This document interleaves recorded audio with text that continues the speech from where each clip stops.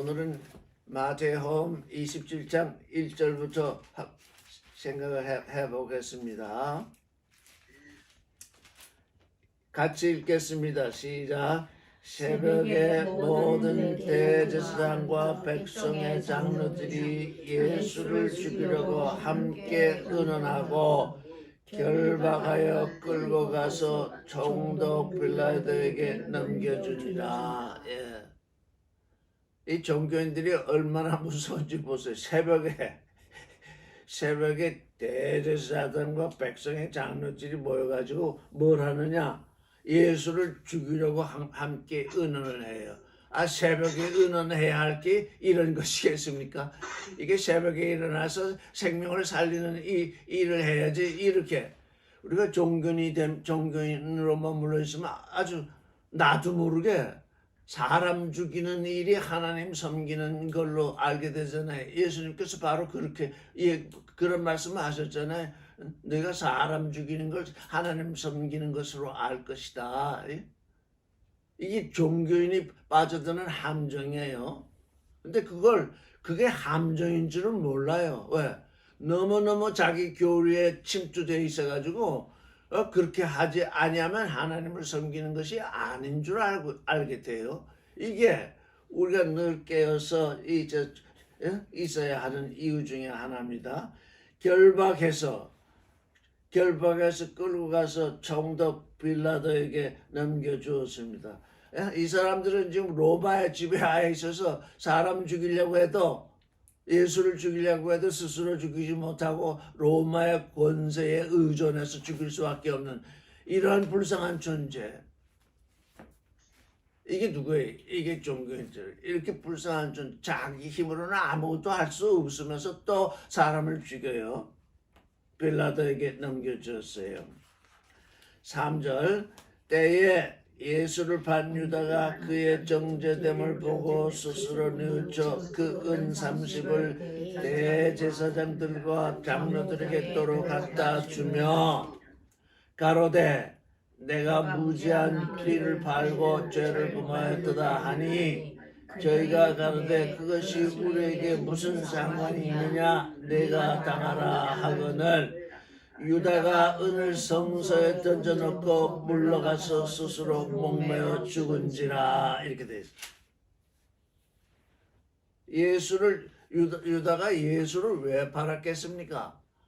여러 가지 설이 있어요. 여러 가지 설인데 그 중에 제일 유력한 설이 예수께서 임금이 왕이 되려고 하지 않으니까 마지막 수단으로 유대인들에게 대제사장과 장로들에게 예수를 팔아서 예수가 메시아인 것이 증명이 되면 왕이 될 것이다. 이런 생각을 해서 팔았다.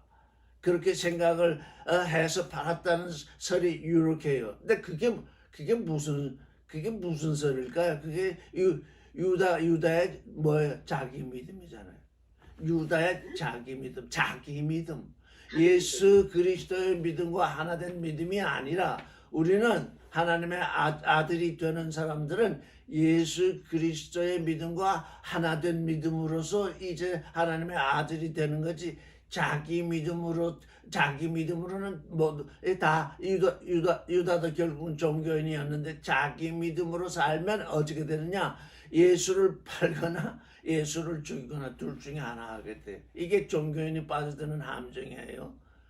잘 믿다가 그저 새벽같이 그저 기도하고 봉사하고 잘 믿다가 내가 소원하는 게 이루어지지 않으면 이거 도대체 예수에게서 나의 믿음이 배반되는 거잖아요. 내 믿음으로 예수를 믿고 있는데 예수가 그 말씀을 들어주지 않으니 기도를 들어주지 않으니 예수가 배반한 것이 되잖아요. 그래서 예수를 판 거잖아요.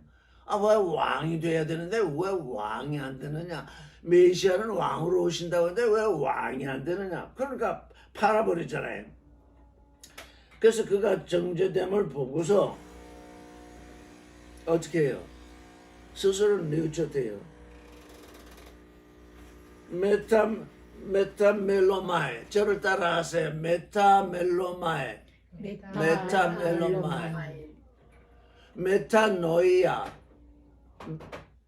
회개는 메타노이아입니다. 메타는 같아요. 메타노이아는 회개이고 메타멜로마이는 뉘우친다 그러는데 아무리 뉘우쳐야 이게 지금 자기 믿음으로 뉘우친다는 게 뭐예요? 내가 이렇게 믿었는데 이렇게 이루어지지 않았다. 그래서 뉘우친다. 그런 얘기잖아요. 지금 죄라는 게 뭡니까? 지금 다시 한번 죄에 대해서 우리가 생각해봐야 돼. 죄가 뭐라고 우리가 얘기하고 왔나요?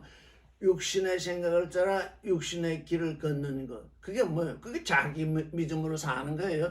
육신의 생각을 따라 육신의 길을 걷는 그게 자기 믿음으로 사는 일이라고요. 그래서 자기 믿음으로 사니까 자기 생각을 따라서 자기 길을 걷잖아요.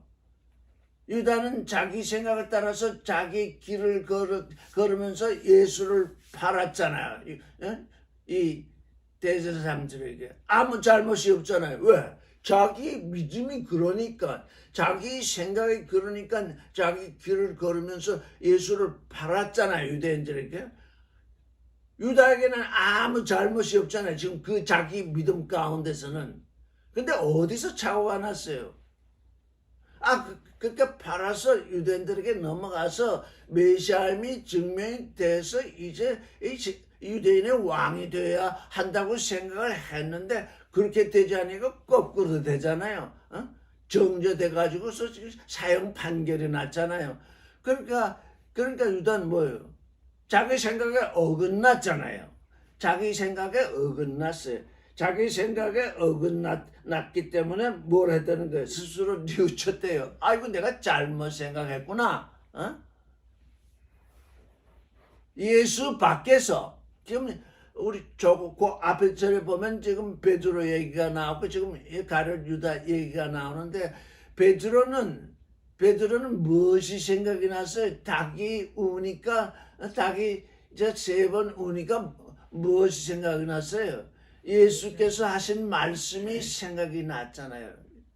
예수께서 먼저 하셨던 말씀이 생각이 나서 밖에 나가서 통곡을 했는데 이 가룟 유다는 예수께서 하신 말씀이 생각이 난 게 아니라 자기 믿음으로 행하던 그 일이 어긋나니까 이거 잘못되었구나. 내가 하는 일이 잘못되었구나. 그렇게 생각했다는 거잖아요. 그래서 메타멜로마이는 회개에 이를 수 없어요. 사람들이 종교인들이 아무리 후회해도 또 베드로 사도의 말처럼 개가 뭘 삼켜요. 삼켰다가 뼈를 삼켜요. 그래서 목에 걸려요. 그래서 또 뱉어요. 뱉었는데 또 그게 또 먹을 것 같아서 또 먹었다가 또 뱉고 먹었다가 또 뱉고 그래요.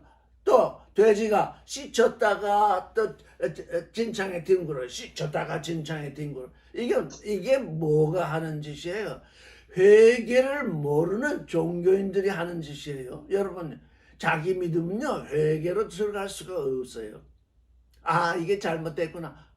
그러면서 한참 눈물을 흘릴지도 몰라요. 잘못됐구나. 그리고 또 같은 짓을 또 같은 짓을 해요. 이건 회개에 이를 수가 없어요.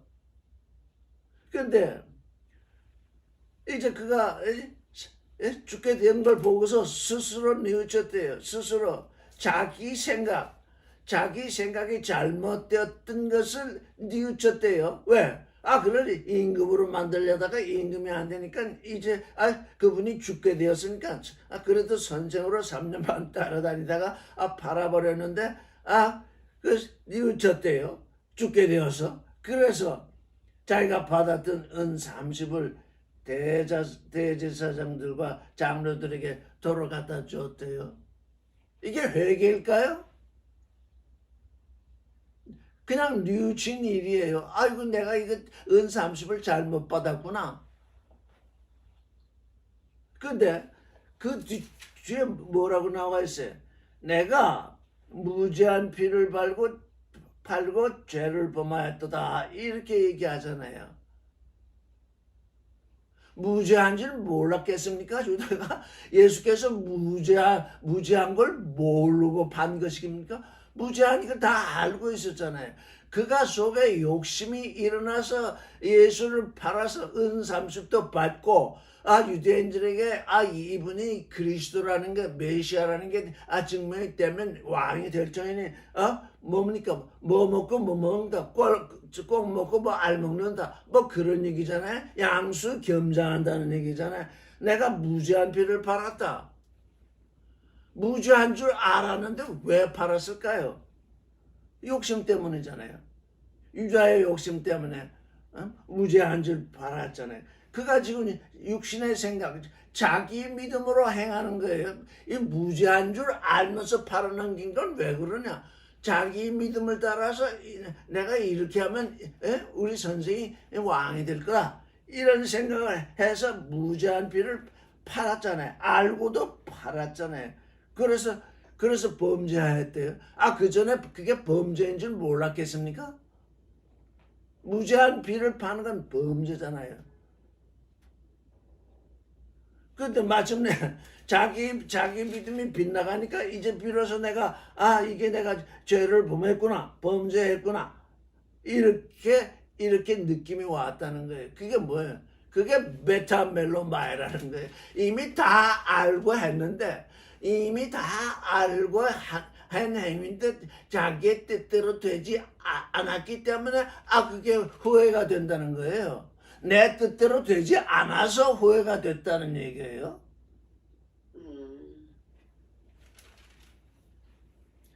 그래서 갖다 주니까 은 30냥을 갖다 주니까 그게 우리하고 무슨 상관이냐? 내가 당하라. 그건 네 믿음으로 네가 행한 것이니까 그건 네 몫이다 이런 얘기죠. 네 생각을 따라 네 길을 걸었는데 이 대제사장과 장로들은 우리는 우리 생각을 따라 우리의 길을 걸으면서 은 30전을 주고 샀는데 우리는 그것에 대해서 후회하지 않는다잖아요. 우리는 절대 그거에 대해서 후회한 적이 없다. 근데 너는 후회했다. 그러니까 뭐야? 책임은 내게 있다 그런 얘기잖아요. 이 지금은 대제사장들 하는 얘기는 우리는 그 은 30냥 준 거 절대 지금 후회하지 않는다. 우리는 아주 잘한 거로 생각하고 있다. 근데 네가 후회했다니까 그건 내 책임이다. 내가 당하라. 그런 얘기잖아요. 그러니까 이게 선악지식이 지금 둘이 나뉘어 있잖아요. 가룟 유다의 선악지식과 이제 대제사장의 선악지식. 우리는 할 짓을 다 했다. 하고 싶은 대로 다 했다. 우리는 후회라는 게 없다. 네가 후회했으니까 너는 내 책 그게 바로 내 믿음의 결과니까 내가 당하라. 내가 내 책임이다. 그래서 이게 뭡니까? 이 말씀을 이렇게 우리가 읽어보면 모든 종교인들이 행하는 회개 또는 회개 아닌 것, 고집 부리는 것 여기 다 나와 있죠. 내가 무죄한 피를 팔고 범죄했다. 그렇게 느꼈다는 거예요. 왜? 자기 뜻대로 되지 않았기 때문에 그렇게 느꼈다는데 가룟 유다는 그렇게 느꼈대요. 선악지식을 따라서 자기 믿음을 따라서 그렇게 행했는데 자기 뜻대로 되지 않았기 때문에. 근데 여기 대제사장과 장로들은 우리는 우리 뜻대로 되었다. 우리는 아무것도 후회하지 않다. 우리는 얼마나 이 일이 잘 된 건 줄 아는데 그럼 네가 네 잘못이니까 네가 책임져라. 우리하고는 아무 상관이 없다. 이게 뭐예요? 이게 종교인들의 두 가지 입장. 내가 잘못했습니다. 그거 받아들여 주지 않는다고요. 내가 잘못했습니다. 그러면 대제사장들이 받아줘서 예수를 돌려줘야 할 텐데 그렇지 않다고요. 한번 일이 이렇게 선악지식을 따라서 일이 이렇게 나면 한쪽에서 반드시 뭔가 일이 일어나게 되어 있잖아요. 그래서 뭐라고 그랬습니까? 유다가 은을 성소에 던져놓고 물러가서 스스로 목매어 죽은지라 그랬어요. 예수 그리스도 안에 있었으면 가룟 유다가 예수 그리스도 안에 있었으면 예수를 팔지도 않았겠거니와 베드로처럼 3번씩이나 주님을 부인했을지라도 그는 정말 육신이 약해서 일어난 그 일이니까 예수의 말씀이 기억이 나서 통곡을 했는데 이 가룟 유다는 도대체 어디 가서 통곡을 할 수가 없어요. 통곡을 할 수가. 지금 베드로는 회개한 것이 아니에요. 지금 예수의 말씀이 생각이 나서 그래서 지금 통곡을 했어요. 그 통곡이 지금 회개로 이어지게 되어 있어요. 베드로에게는 그 회개로 이어지겠는데 가룟 유다는 도대체 어디 가서 뭘 어떻게 통곡을 할 수가 없는 거예요. 예수의 말씀이 없으니까. 자, 나를 구원하시는 분의 말씀이 없고 네가 당하라 하는 그런 저주의 말만 상대방에게 들었으니까 어디 가서 하소연할 데가 없어요. 그러니까 자기 목숨을 끊는 거예요. 이게 우리가 그리스도 안에서 이런 쫓는 존재들에게서 일어나서는 안 돼. 가룟 유다는 아주 특별하고 유일하게 예수를 배반했다. 그렇게 생각하면 안 돼. 내 안에 가룟 유다의 속성이 있어요. 내 안에 가룟 유다의 속성이 강하면 예수를 팔게 돼요. 근데 그 예수를 팔게 되는 게 오늘날 기복신앙이 예수 팔아먹는 거예요.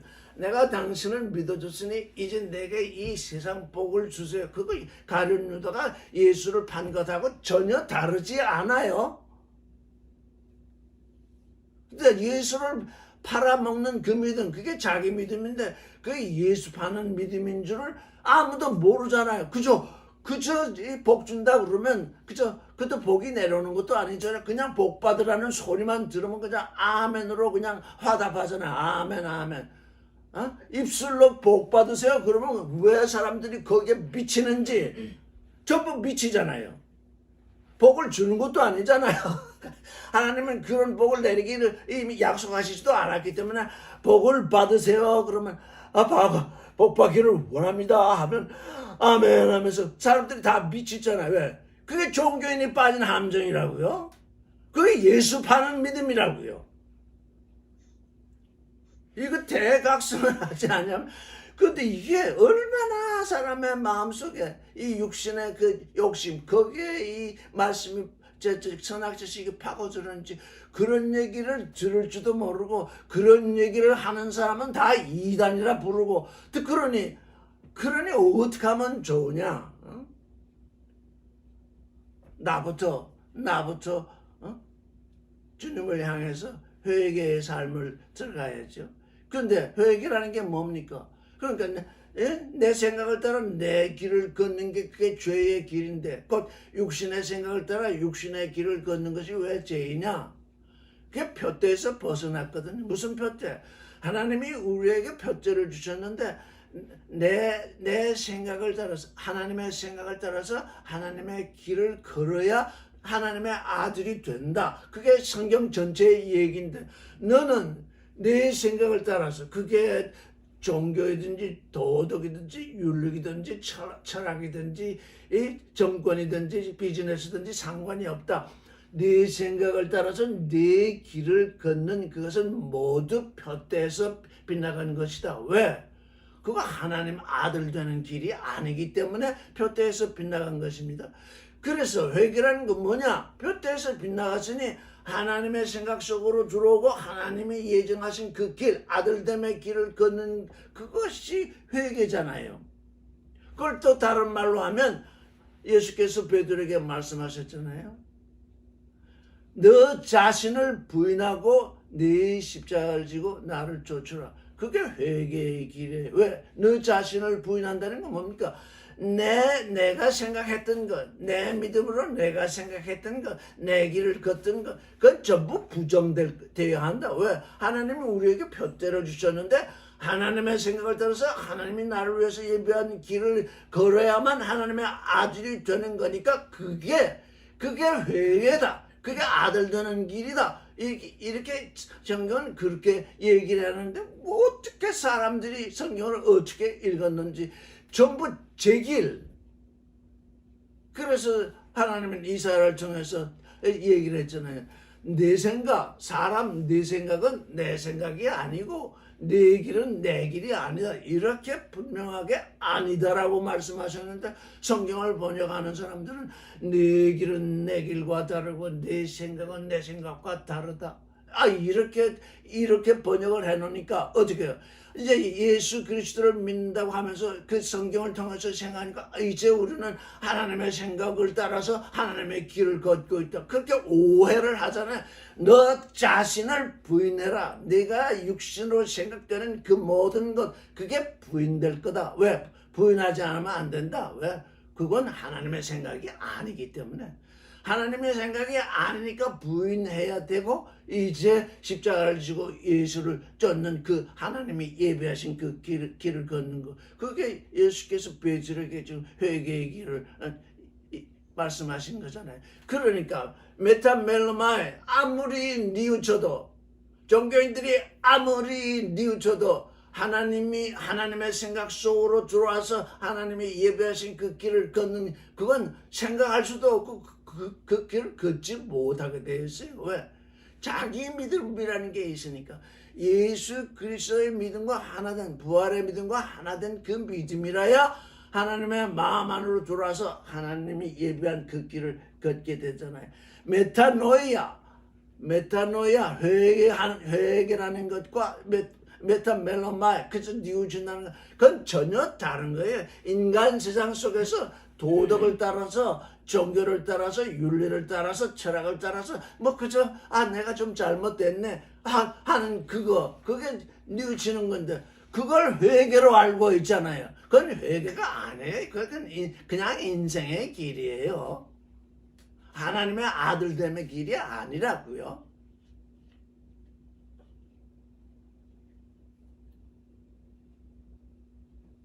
그래서 스스로 물러가가지고 목을 메어 주었대요. 이 유다가 회개할 길이 막혀버렸어요.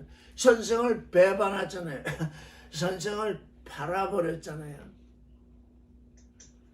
또 이 유대인들은 네가 책임을 지라고 그랬잖아요. 오도 가도 못하게 되니까 그냥 자살할 수밖에 없는 그 환경에 처하게 되잖아요. 그래서 예수 밖에서 우리가 예수 밖에 있느냐 예수 안에 있느냐 그게 매우 중요하죠. 우리가 예수 안에 있을지라도 우리의 육신의 영광을 따라서 죄를 지을 수 있잖아요. 근데 우리는 예수 안에 있기 때문에 예수 안에 있는 존재는 예수로 말미암아서 그 죄가 사해지잖아요. 근데 예수 밖에 있으니까 누구에게 죄사함을 받을 수가 없잖아요. 나는 예수를 거절했잖아요. 유다는 예수를 거절해버렸잖아요. 팔아버렸잖아요. 그래서 종교인 되는 게 이렇게 무섭다는 거예요. 예수를 파는 믿음. 예수를 파는 믿음이 오늘날 얼마나 왕성합니까?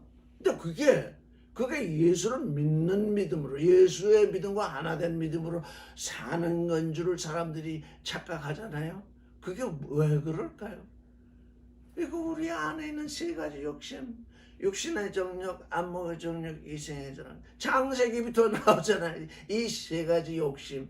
그게 우리 안에서 작동을 하기 때문에 너는 너 자신을 부인하라. 네가 무슨 고상한 생각을 했다고 생각을 할지 말았는데 뭐 정이다 공이다 그러면서 아주 사람 앞에서 이 큰 소리 치는데 내 그 마음속을 들었다 보면 그 입술로 말하는 그 얘기가 지금 네 세 가지 욕심을 달성하려고 하는 얘기다. 그래서 부인을 해야 된다. 6절을 읽겠습니다. 대제사장들이 그 은을 거두며 가로되 이것은 핏값이라 성전에 모여놓으면 옳지 않다 하고 은하는 후 이것으로 토기장의 밭을 사서 나그네 묘소를 삼았다. 그래서 성전에 던져 놓으니까 이게 뭐예요? 이게 헌금이 아니잖아요. 하나님께 바친 한 그 헌금이 아니고 핏값. 우리가 지금 이 예수를 죽이고자 하는데 그 피값, 사람 죽이는 피값이다. 그러니 성전에 성전에 모아두는 거기에 넣어주면 옳지 않다 이렇게 번역이 되는데 액세스된 율법에 맞지 않다 법에 맞지 않다는 얘기입니다. 이 사람들은 지금 율법을 따라서 율법에 맞느냐 틀리느냐, 그 문자로 보는 율법에 맞느냐 틀리느냐, 그것만 생각하는 사람들이죠. 율법에 맞지 않다 하고 의논을 했어요. 그래서 초기장에 밭을 사서 나그네의 묘지를 삼았다. 초기장애가 아마 이 성전 근처에 이 밭이 있었던 모양이죠. 그걸 사서 나그네의 묘를 삼았대요. 8절 그러므로 오늘날까지 그 밭을 피밭이라 일컫느니라. 피밭이래요. 피밭. 이에 다 같이 큰 소리를 읽어요. 시작. 이에 선지자 에레미야라 하신 말씀이 이루었나니 일렀을 때 저희가 그 정가된 자 곧 이스라엘 자손 중에서 정가한 자의 가격은 은 30을 가지고 초기장의 밭값으로 주시니 이는 주께서 내게 명하신 바와 같으니라 하였더라.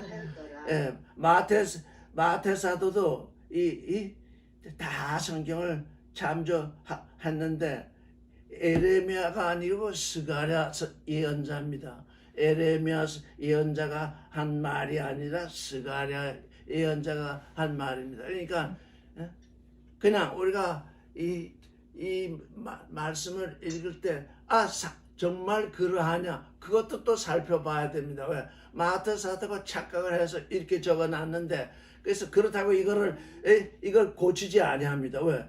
마태 사도가 그렇게 적어놨기 때문에 이건 고치지 아니합니다. 그런데 이게 정말 에레미야냐 다른 예언자냐 하고 다 성경을 읽다 보니까 이건 스가랴 예언자가 한 말이다. 이게 다 지금 나오고 있잖아요. 그렇다고 해서 이걸 성경 전체를 고쳐가지고 에레미야가 아니라 스가랴로 성경을 고치지 아니한다고요. 왜? 마태 사도가 그렇게 착각을 해서 그렇게 적어놨기 때문에 그냥 주는 겁니다.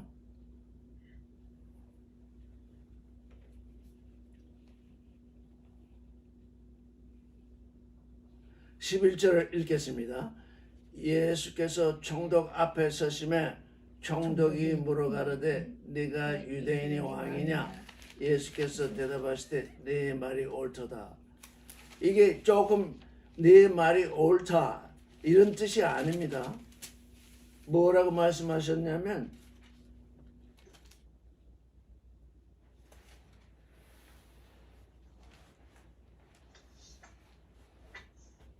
네가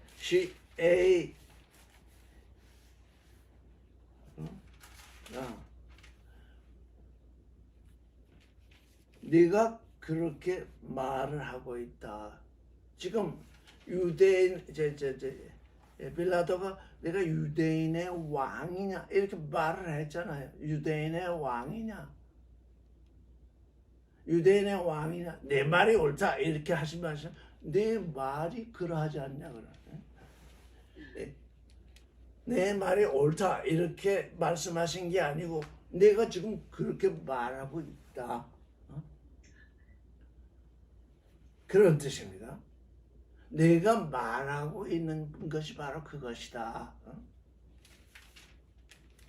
그래서 이건 내 말이 옳다. 이건 의역입니다. 네가 지금 당신이 지금 그렇게 말하고 있지 않느냐? 네가 그렇게 말하고 있다. 그러니까 빌라도가 듣기는 어떻게 들었겠습니까? 네가 좀 그렇게 말하네. 당신이 그렇게 말하네. 당신이 지금 유대인이 말하는 걸 듣고 당신의 입으로 내게 그렇게 말하니 네가 그걸 지금 인정하고 있는 것 아니냐 그런 말. 내 말이 옳다 이런 뜻이 아니라 이미 네 말로 증거하고 있다 그런 얘기예요.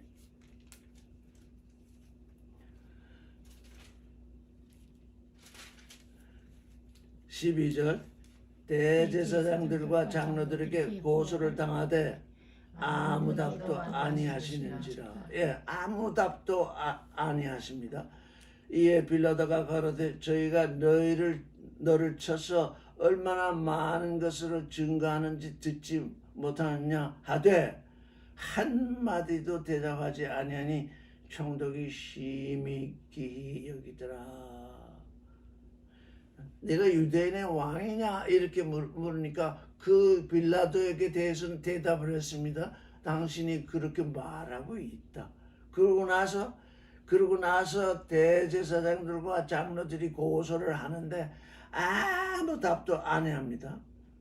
그러니까 빌라도가 저희가 너를 쳐서 얼마나 많은 것으로 증거하는지 듣지 못하느냐 하되 한마디도 대답지 아니하니 총독이 심히 기히 여기더라. 이미 앞에서 다 예수와 대제사장들 장로들 사이에 예수께서 지금 하신 말씀을 따라서 다 이미 재판이 일어났잖아요.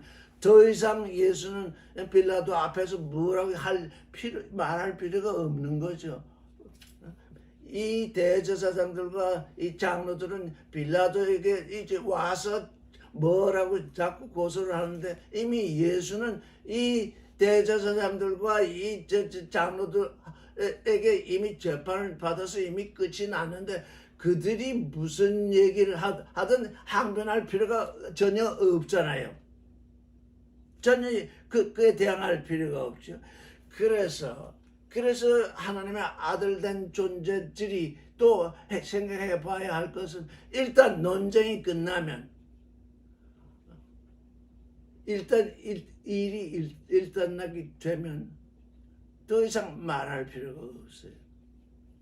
이미 내가 다 얘기를 했기 때문에 하나님의 아들임을 얘기했기 때문에 또 변명을 늘어놓고 일하지 않잖아요. 한마디도 하지 않으셨다. 너희가 무슨 말을 하든지 그건 다 거짓 증거다. 내가 하나님으로부터 온 참말을 했는데 너희는 거짓말을 통해서 나를 죽이기로 결정을 했으니 더 이상 너희 귀에는 진리가 들어가지 아니한다. 빌라도도 물론이다. 그러니 이제 아무 말도 하지 아니하십니다.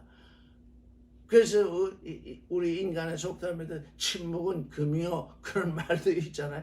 아무 말도 하지 않은 것이 예수께서 행하신 진리의 선언입니다. 너희 말은 다 거짓이다. 그래서 빌라도라는 재판관 앞에 와서 재판을 받게 되면 아닙니다. 나는 그렇지 아니합니다. 이렇게 해야 재판 안정에 앉아 있는 빌라도가 판정을 내릴 텐데 아무 말도 하지 아니합니다. 그러니까 재판관이 아주 이게 대단히 기이 여기겠다. 참 이상하다. 15절을 읽겠습니다. 시작.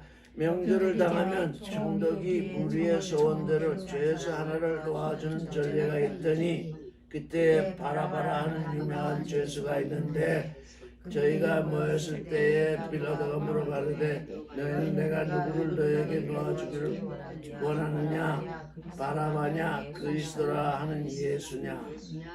이는 저가 그들의 시기로 예수를 넘겨줄 줄 알미더라. 근데 지금 여기에 나와 있지 않은데 원래 되어 있는 성경 구절을 보면 예수라 하는 바라바 이렇게 되어 있습니다. 이 바라바가 예수라 하는 바라바, 그 다음에 그리스도라 불리우는 예수, 이렇게 지금 되어 있습니다. 거기에 이제 새롭게 조명을 하다 보니까 이제 예수라 하는 그건 이렇게 말하자면 부가해서 들어간 거로 여겨져서 지금 예순 촌 바라바, 예수라고 하는 바라바, 그리스도라 불리우는 예수 이렇게 이제 되어 있는데 바라바의 뜻이 무엇입니까? 바라바의 뜻이 아버지의 아들입니다. 지금 아버지의 아들이 되어야 할 존재들이 전부 죄수가 되어 있습니다.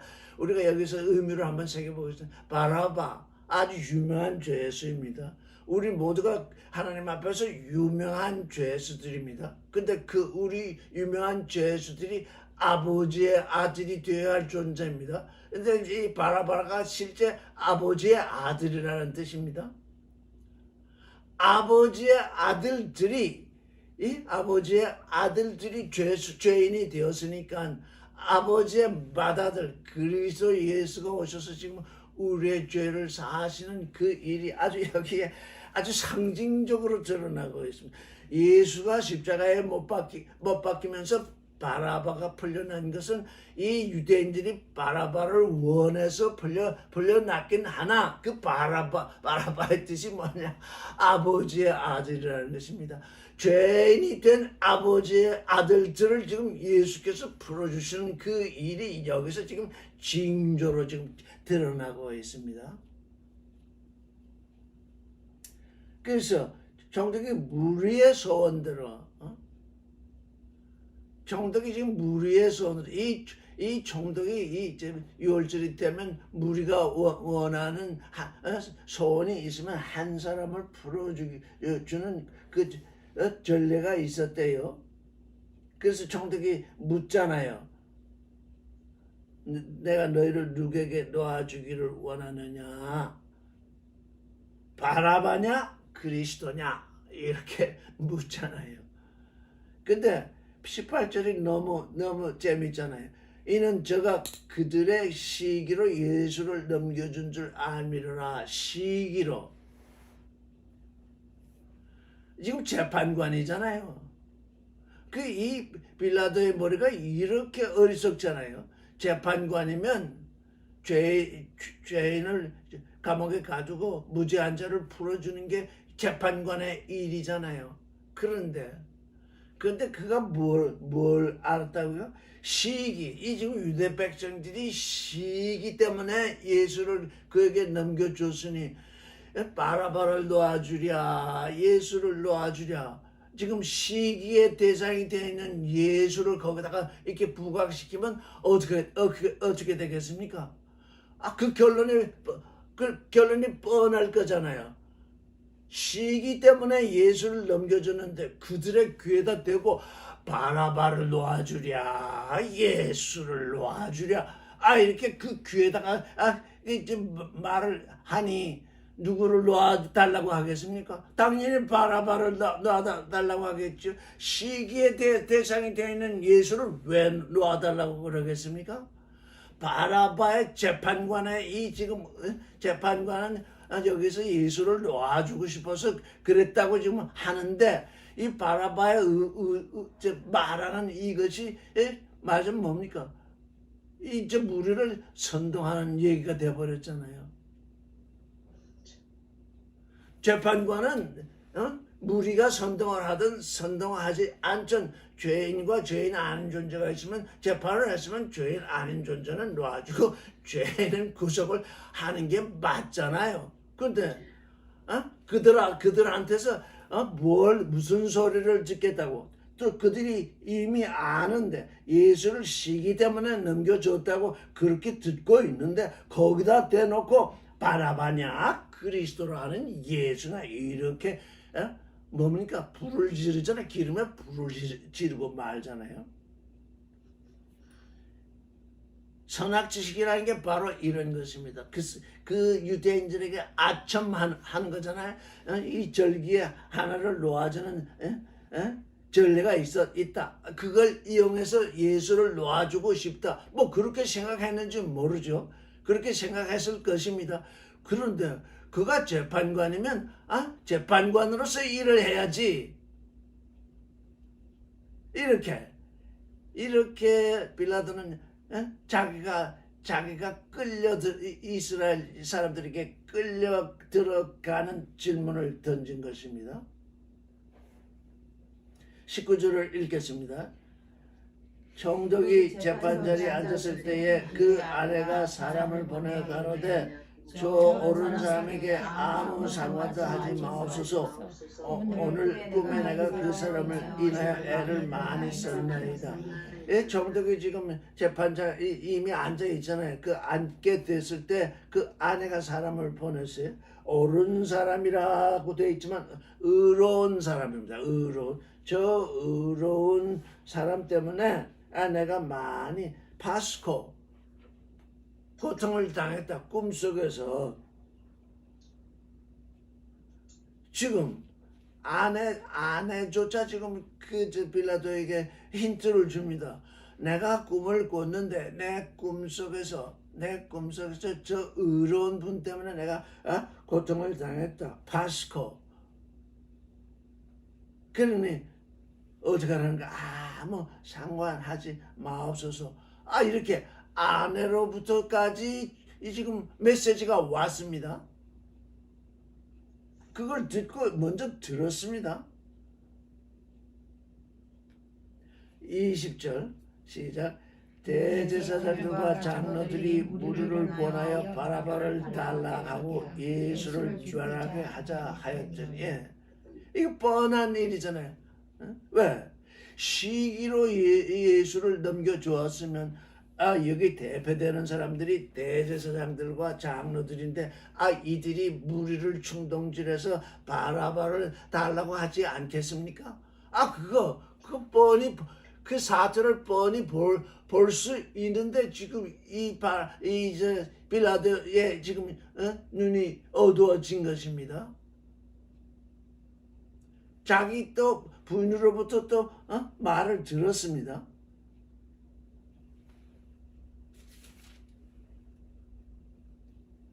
(21절) 시작. 총독이 가로되 둘 중에 누구를 너에게 놓아주기를 원하느냐? 가로되 바라바로 소이다. 바라바입니다. 이렇게 바라바입니다. 이게 인민재판. 이거 한번 군중이 누구의 충동질을 받아가지고 군중이 한번 움직이게 되면 뭐 군중을 한번 움직이면 그 움직임이 대세가 되어버리잖아요. 22절 빌라도가 가로되 그러면 그리스도라 하는 예수를 내가 어떻게 하랴? 저희가 가로되 십자가에 못 박혀야 하겠나이다. 이거 안 물어도 되잖아요. 정말 빌라도가 정말 예수를 살려주고 싶었다면 예수를 어떻게 하랴? 그 얘기는 왜 합니까? 재판관은 자기인데 자기의 양심에 따라서 재판을 해야지. 이게 총독이라는 자리가 이렇게 총독이라고 하는 자리가 이렇게 군중에게 영합하는 자리이기 때문에 이렇게 묻게 된 것입니다.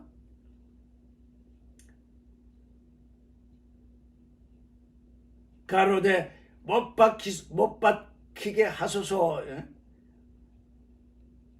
못 박혀야 하겠나이다. 우리 이 번역은 그렇게 되는데 스타우로 됐죠. 못 박히게 하소서. 못 박으소서가 아닙니다. 수동태입니다. 수동태 명령법. 못 박히게 하소서. 못 박혀야 하겠나이다. 이렇게 우리 번역은 그렇게 되어 있습니다.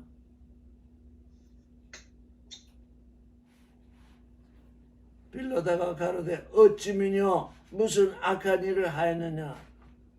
저희가 더욱 소리질러 가로되 십자가에 못 박혀야 하겠나이다. 자꾸 빌라도가 말을 하면 할수록 군중은 더욱더 격앙되고 있습니다. 이게 이 빌라도가 군중을 대할 줄 모르는 사람인 것 같습니다. 빌라도가 아무 혐도 없이 도리어 밀란이 나르는 것을 보고 물을 가져다가 무리 앞에서 손을 씻으며 가로되 이 사람의 피에 대해 나는 무죄하니 너희가 정하라. 이건 또 뭡니까? 여기 밀란이 일어나는 것하고 예수를 놓아주는 일, 이 두 가지, 이 예수를 놓아주면 군중이 잠자는 예수를 놓아주면 군중이 밀란을 일으킬 것입니다. 예수를 죽이면 밀란이 잠잠해질 것입니다. 이 두 가지 사태에 직면했습니다. 밀란이 날 것 같은 아주 그냥 큰 험악한 분위기가 되었습니다. 그랬더니 기껏 하는 일이 물을 가져다가 무리 앞에서 손을 씻습니다. 네, 손을 씻으면 가로되 이 사람의 피에 대해 나는 무지하니 너희가 당하라.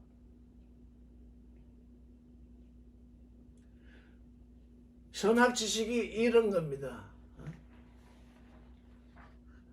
내게 이 밀란이 일어나라고 하고 할 때 예수를 십자가에 못 박히도록 내줄 수밖에 없고 그러나 그 한쪽에서는 그건 내가 원하는 바는 아니다.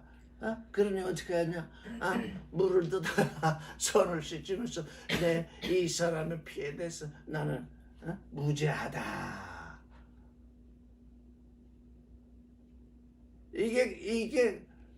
이게 고도의 죄입니다.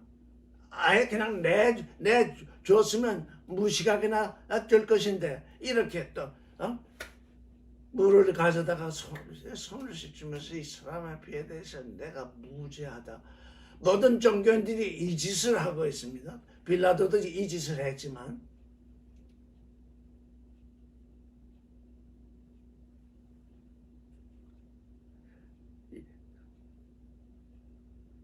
여기서 이런 얘기를 예수께서 제자들의 그 발을 씻었어요. 서로 섬기는 존재가 되라고. 그거 다 이미 2000년 전에 이미 일어났던 일이고 또 우리가 성경을 통해서 다 아는 일입니다. 근데 또 그 어느 목회자는 굳이 또 대화 물을 떠다가 신도들의 발을 씻겠다고 그렇게 또 난립니다. 섬기라. 예수처럼 대하다 물을 떠서 발을 씻으라 그 얘기겠습니까? 십자가를 지라는 얘기인데 어떤 상황 속에서 어떻게 해야 내가 그리스도를 닮아서 나의 십자가를 지는가 하는 그 판단을 해야지. 그렇게 해가지고 또 말썽이 났답니다. 또 어떤 데는 또 이만한 또 대못을 가져와가지고는 하나씩 나눠줬답니다. 이게 예수께서 이 대못에 못 박혀 죽으셨으니 그러니 그 대못을 받았으니 그걸 버리자니 이거 목사님이 지금 그게 우상을 만드는 것입니다. 우상을 왜 하나님이 우리에게 보이지 않는 줄 아십니까? 그런 우상을 만들지 않게 하기 위해서 보이지 않게 계시는 것입니다. 너는 아무거든지 하늘에나 땅에나 어떤 것이라든지 우상을 만들지 말라 하신 이유가 뭡니까? 그걸 만들면 그걸 숭배하게 되기 때문에 그걸 못하게 하시는 것입니다. 십자가에 못 박혔다고 대못에 못 박혔는데 그 못이 지금 이 대못을 이렇게 다 사람들한테 나눠주면 그 못을 어떻게 하라는 것입니까 도대체? 그게 영 안에서 영과 진리 안에서 말씀을 읽지 않으니까 그냥 언뜻 생각나는 대로 하는 행위들이 전부 우상을 만들게 하잖아요. 무엇이 우상이 됩니다. 무엇이 우상이 되는 이유 하나 중에 모세가 어디죠? 광야를 지날 때 뱀에 물렸잖아요. 불뱀의 사람들이. 그래서 불뱀 놋뱀을 만들어서 세워놓고 그것을 바라보는 사람은 다 살리라 해서 다 살았잖아요. 그걸 이스라엘 사람들이 그걸 이스라엘까지 가지고 왔잖아요. 나중에 성경을 읽어보면 그 놋뱀이 우상이 돼버리잖아요. 거기에 또 보이지 않는 하나님의 그 생명, 사랑, 거룩, 진리 여기에 우리가 깨어있지 않으면 그냥 순식간에 보이는 것으로 이렇게 변화된다고요.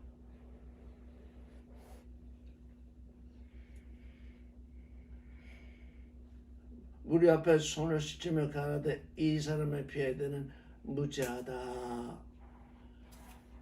어느 날 교회라는 곳에서 저는 교회라는 말을 쓰고 싶지 않습니다. 에클레시아, 하나님의 불렘이, 하나님께 불러냄을 받은 존재, 각 사람, 한 사람도 불렘이요 여러 사람도 불렘입니다. 에클레시아, 불러냄을 받은 존재. 그게 건물이 되고 그게 돈이 되고 그게 봉사가 되고 하니까 실제 하나님께 불러냄을 받은 존재들이 하나님의 아들이 되는 그 일에 깨어있지를 못하잖아요. 전부 저 오늘날 하는 일들이 교회 봉사잖아요. 근데 교회라는 그 건물은 거기에 하나님이 계시지 않잖아요. 사람이 손으로 지은 집에는 하나님이 계시지 않다. 분명히 성경에 그렇게 분명히 말씀이 되어 있는데 그걸 또 섬긴다고. 그렇게 사람들이 보이는 것에 너무 다 현혹이 됩니다. 여기 빌라도도 보이는 것. 내가 죄가 없다. 내가 이 사람의 죄에 대해서는 책임이 없다. 그걸 암시하려고 물을 뜨다가 손을 씻고 있잖아요. 위선이잖아요. 위선. 재판관이면 무죄하면 무죄한 대로 놔주는 것이 재판관의 일이지. 이런 짓을 합니다. 모든 재판관들이.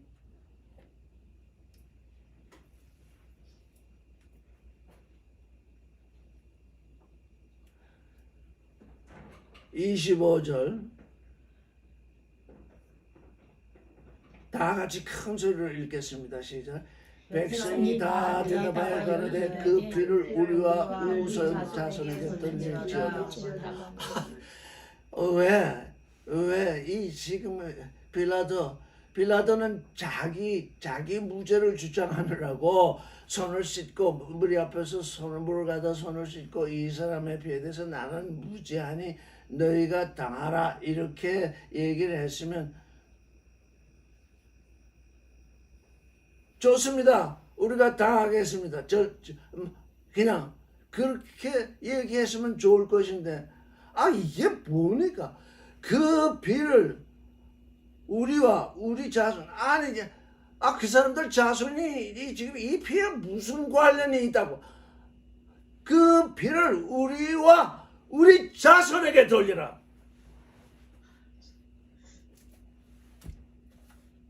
지금 이스라엘이 지금 빠져든 함정이 바로 이겁니다. 그 피를 우리뿐만 아니라 우리 자손에게 돌리라. 얼마나 확신에 찼으면 이건 죽여야 된다. 이 예수는 죽여야 된다. 이게 하나님께 영광이다. 얼마나 그 확신에 찼으면 그 피를 우리와 우리 자손에게 돌리라. 그렇게까지 맹세를 했겠습니까? 이거 얼마나 이스라엘 사람들이 얼마나 자가당착에 빠지면 자기 함정에 빠져 있는지 모릅니다. 이걸 조금 우리의 지금 성경 이해대로 생각을 해보면 나잖아요. 나와 내 자손, 지금 내 안에 하나님의 아들이 낳아지는데 둘째 사람은 내 첫사람 안에 낳아진 하나님의 아들이니까 둘째 사람은 곧 내 안에 낳아진 아들이잖아요. 구원이 없다는 얘기잖아요. 이 사람들의 맹세를 따라 보면 그 사람들 안에 하나님의 아들이 낳아질 수 없다. 그런 맹세잖아요. 육신의 자손은 물론이거니와. 종교인들이 이런 맹세를 한다고요? 그것도 구세주를 그들을 구원하러 오신 분을 죽이면서까지 우리와 우리 자손에게 돌릴지어다. 이게 참으로 유대인이 요즘 우리 세상에 돌아가는 얘기로는 유대인이 가장 지혜롭다고 그러잖아요. 예? 세상 사람들이 말하는. 근데 여기 보면 세상에서 이렇게 어리석은 존재가 없잖아요. 왜 자기 자손에게 이걸 돌려야 된다고 합니까? 구원이 없는 민족으로 나아가는 이 일을 그들이 스스로 택하고 있잖아요. 얼마나 무서운 일인지 모릅니다.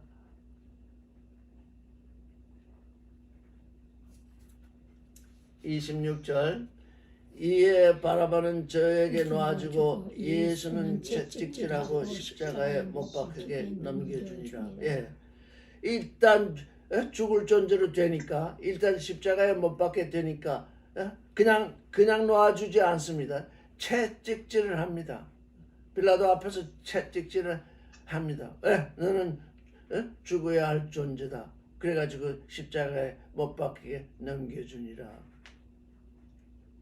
27절 이에 총독의 군병들이 예수를 데리고 관정 안으로 들어가 온 군대를 그에게 모으고 온 군대를 모읍니다. 이제 총독의 군병들, 총독의 손을 떠났습니다. 이제 십자가에 못 박으려니까 총독이 직접 십자가에 못 박는 일은 총독이 하지 아니합니다. 누가 합니까? 이제 그 수족들이 하죠. 군병들에게 넘겨지니까 예수를 데리고 관정 안으로 들어가서 온 그 군대를 그에게로 모았습니다.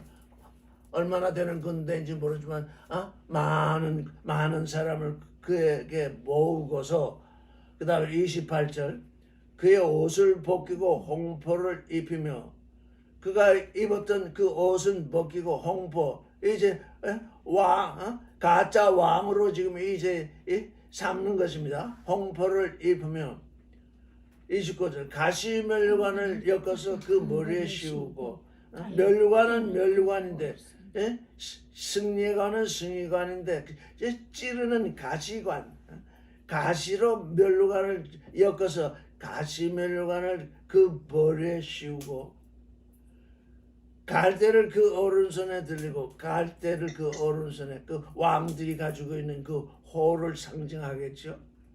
이제 이 유대인의 왕 지금 유대인들이 자기들의 왕을 이제 로마 군병에게 넘겼으니까 이제 그 왕을 상징하는 그 짓을 하는 것이요. 옷을 벗기고 홍포를 입히고 가시면류관을 씌우고 그 머리에 갈대를 그 손에 들리고 그 다음에 그 앞에서 무릎을 꿇고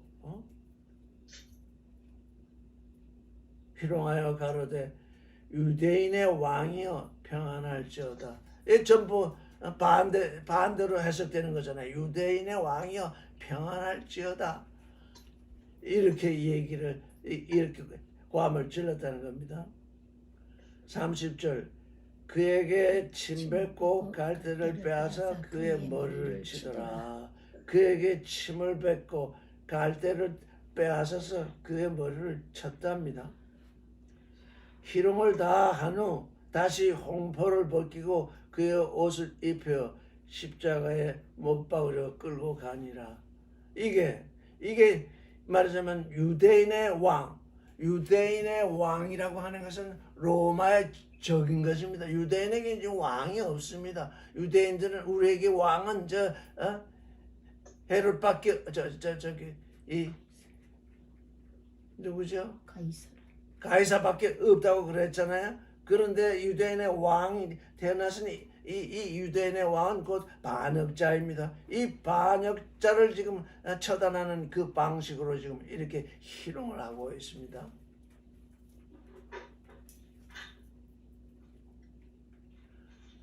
32절 나가다가 시몬이란 구레네 사람을 만나면 그를 억지로 같이 가게 하여 예수의 십자가를 지었더라. 이 32절 또 이 말씀은 뭔가 예수께서 지금 그 뭡니까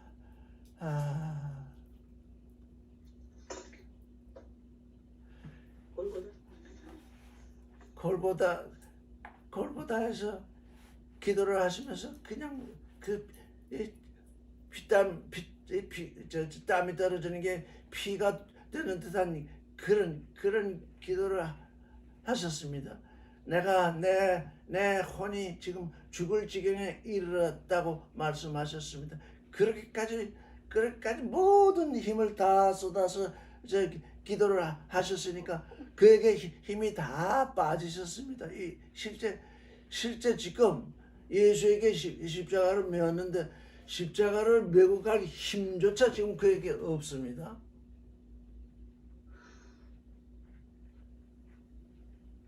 그런데 갑자기 누구를 만납니까? 로마 군병들이 시몬이라는 구레네 사람을 만났습니다. 이거 가다 쓰러지고 언제 십자가를 지고 못 박힐 곳에 갈지 알 수가 없을 정도로 그렇게 되니까 어떡하겠습니까? 젊은 사람 한 사람, 아니 힘 있는 사람 한 사람을 이렇게 탁 끌어서 십자가를 지었는데 그 사람이 누구냐? 시몬이란 구레네 사람입니다. 근데 이게 억지로 예수의 십자가를 지었대요.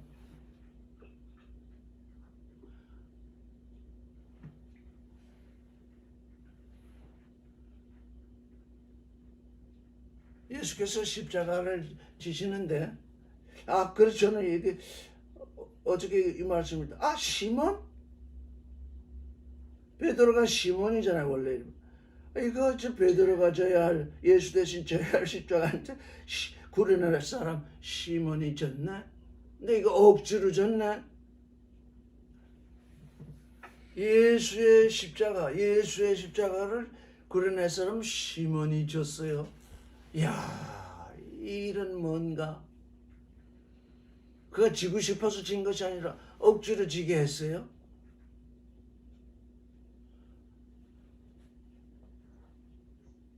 하나님은 구레네 시몬을 통해서 무엇을 우리에게 계시하고 있는가? 이 말씀은 우리에게 뭘 계시하고 있는가? 예수께서 힘이 없어서 십자가를 지고 더 가실 수 없으니까 구레네 시몬을 붙들다가 십자가를 지었는데 그 억지로 지고 갔습니다. 이 일은 도대체 뭔가? 이 사람은 예수를 믿던 사람도 아닐 것입니다.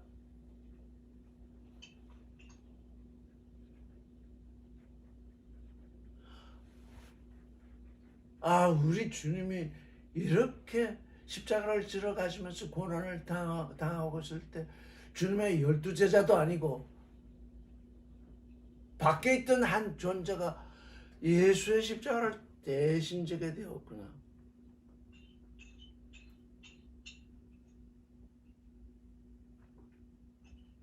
아버지 하나님은 이 일을 어떻게 보고 계셨을까? 저는 그런 생각이 들더라고요. 이거 참 억지로 십자가를 졌습니다. 근데 그건 예수께서 져야 할 십자가인데 그분이 힘이 다해서 지금 힘이 없어서 그걸 구레네 사람 시몬이 졌습니다. 이름이 시몬입니다. 시몬이라는 건 듣는다는 뜻입니다. 하나님은 이 일에 대해서 어떻게 응답을 하셨을까? 저는 그런 생각이 들더라고요.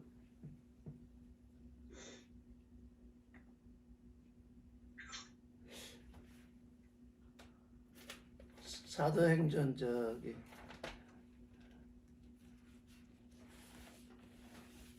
11장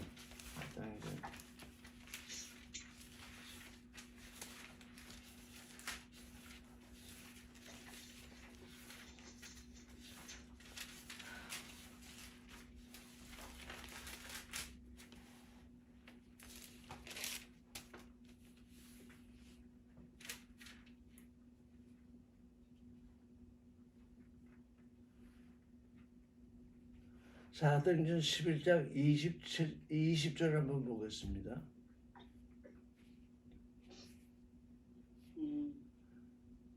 그 중에 구브로와 구레네 몇 사람이 안디옥에 이르러 헬라인에게도 말하여 주 예수를 전파하니 그래서 이 구레네 사람 이 시몬이 예수의 십자가를 대신 졌으면 하나님이 행하신 하나님이 우리에게 주시는 그 어떤 메시지가 있을 텐데 여기는 구레네 시몬이 십자가를 지고 억지로 갔다고만 되어 있는데 대체 성경에는 또 어떤 메시지, 어떤 계시가 드러나 있는가? 그래서 이렇게 생각하고 있는데 그래서 말씀이 잘 생각이 나지 않아서 성경 사전을 찾아봤어요. 그랬더니 거기 구레네에 대한 설명이 나와 있는데 구레네 거기 설명에는 구레네가 이 성경에 드러났으니 구레네를 영광스럽게 그건 말이 안 되고 구레네 사람 부활하신 예수께서 지금 이방 사람들에게 지금 하나님의 말씀을 전하게 하는데 구레네 사람이 헬라인들에게 주 예수를 믿게 했답니다. 부활의 호흡을. 그러니 이 시몬이 어떤 일을 했습니까? 구레네 사람이 예수 그리스도를 믿게 되고 그 구레네 사람이 헬라인들에게 말씀을 전하는데 그게 지금 유대인이 이방인들에게 처음으로 지금 말씀이 전파되는 그 계기 베드로가 고넬료의 집에 갔었는데 사람들이 왜 이방인의 집에 갔었냐 그런 혼란이 있었을 때 지금 나온 얘기거든요. 유대인들은 유대인에게만 구원이 있는 줄 알고 베드로를 책망했습니다. 근데 베드로는 성령의 계시를 따라서 지금 고넬료에게 지금 갔었습니다. 근데 이미 그 구레네 사람들이 예수를 믿고 있었습니다. 어떻게? 이게 이거 시몬이 예수의 십자가를 짐으로써 생기는 아주 이거 놀라운 일이다. 그러니까 우리에게 여러분 여기 억지로 졌다 그러잖아. 주님 때문에 주님이 다 하시는 그 어려움 때문에 이 구레네 사람이 육신의 십자가를 졌는데 그 일을 통해서 지금 구레네 사람이 이방의 말씀을 전하게 되는 처음 존재가 되는 이 일. 여러분 십자가 지고 싶지 않지요? 근데 억지로라도 져보세요. 여기 억지로라도 지면 부활의 호흡이 전파되게 되잖아요. 이거 왜들 이렇게 십자가를 두려워하는지 모르겠습니다. 나는 이제 작년 11월 11일 그냥 우리가 찬양하는 11조 십자가에서 이제 우리에게 신담의 십자가로 지금 우리에게 내려오는 그것이 우리에게 아주 귀하게 계시되었잖아요. 그냥 찬양하는 십자가에서 이제 내 십자가. 근데 그게 여기 보니까 억지로라도 지는 게 좋구나. 억지로라도 지는 것이. 왜? 하나님이 우리를 살리려고 하시니까 네가 그렇게까지 피하냐? 한번 그러면 억지로라도 저보게 하시는 것 아닌가.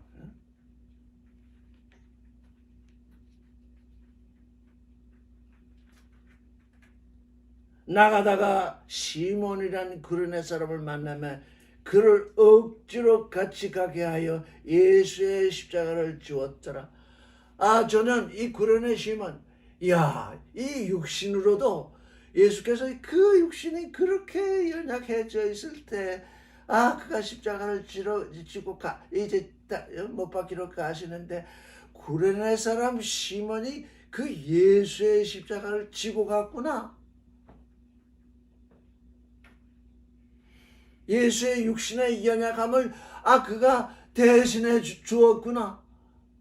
참 놀랍다. 참으로 놀랍다.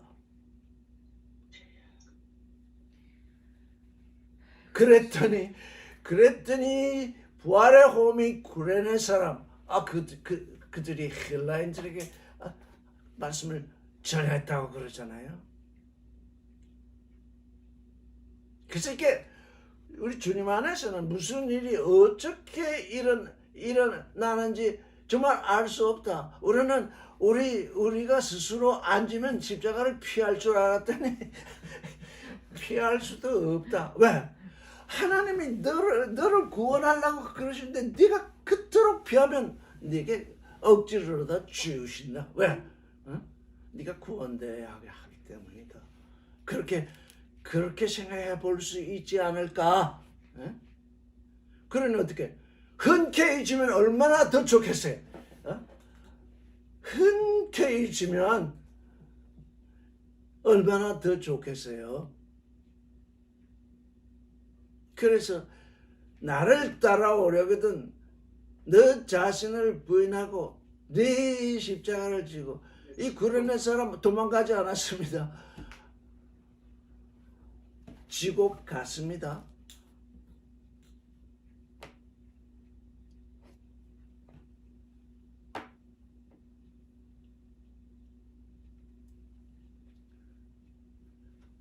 자, 오늘은 이제 32절까지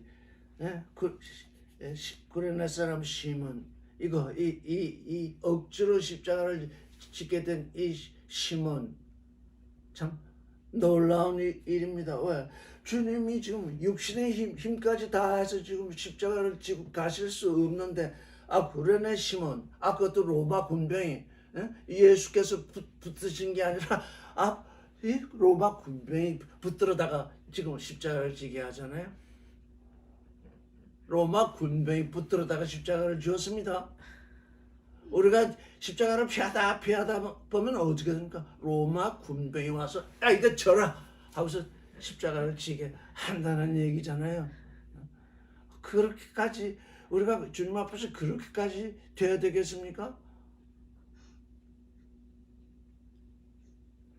그래도 이 구레네 시몬 때문에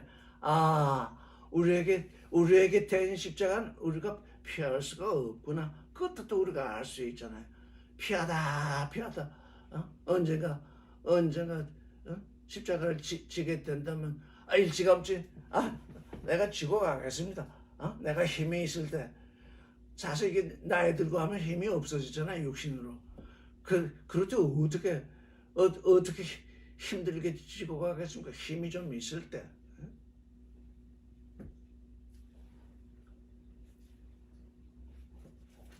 오늘 여기까지 하겠습니다.